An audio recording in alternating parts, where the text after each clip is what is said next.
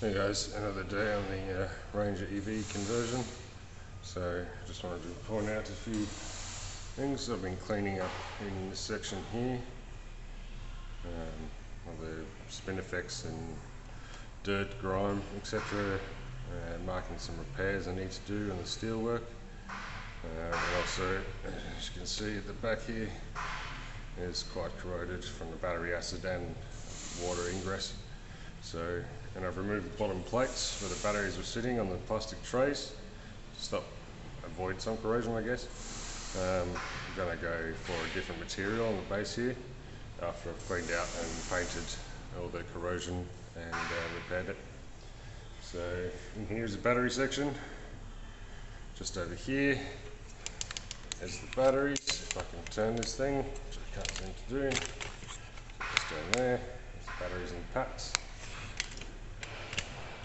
And as mentioned, we're doing the 4P 16S configuration to bring it up to 48 volts. And then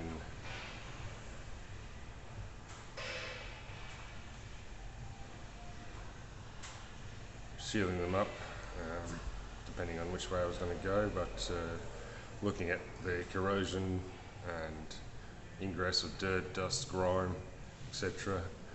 I believe that sealing them with vents on the bottom and I think a 12-volt fan on the top to blow air through,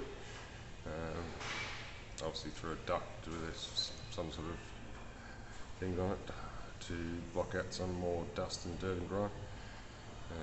Figure that out as I build the box. But originally I was going to do separate 16 banks of 4, but now I might bank them into 2 blocks and fit them either side of this controller. You can see the wires going to the motor, etc.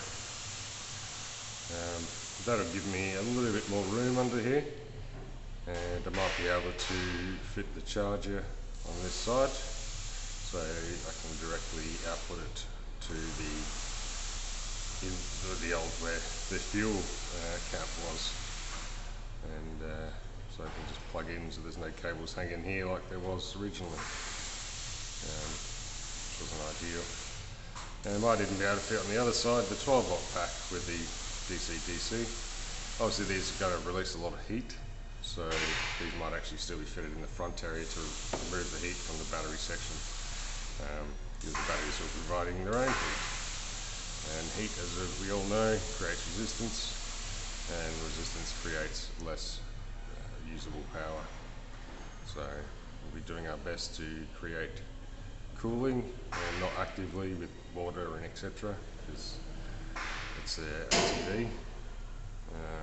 But I've read some comments and looked these up, so I believe that the Ranger Polaris has a slight overheating issue when dragging a weight over a long time, being the batteries are going to be a lot more powerful, they'll be running a lot longer.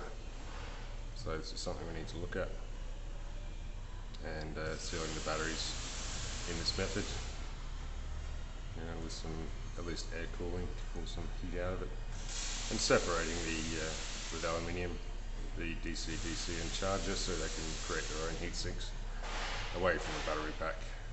But ideally it'd be all under here.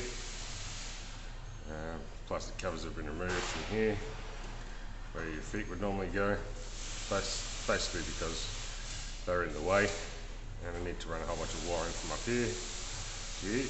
And it's just a lot easier when those plastic covers aren't there. And as you can tell, in the center of the cab here,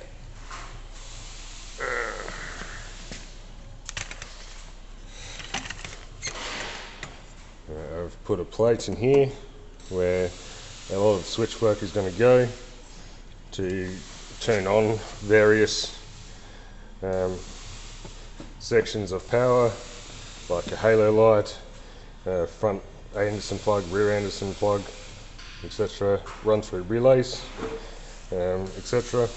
Contactors depending on the output.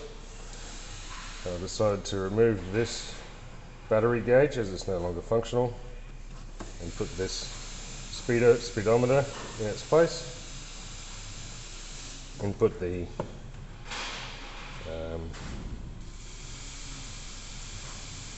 battery monitor in here, as that information is a little bit less crucial at the driving point, but you can look over at it and it's going to be quite good.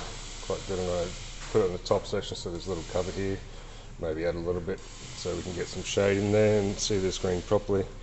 I'm not too sure on this hardcore sign, this hardcore core meter, but we'll see how we go.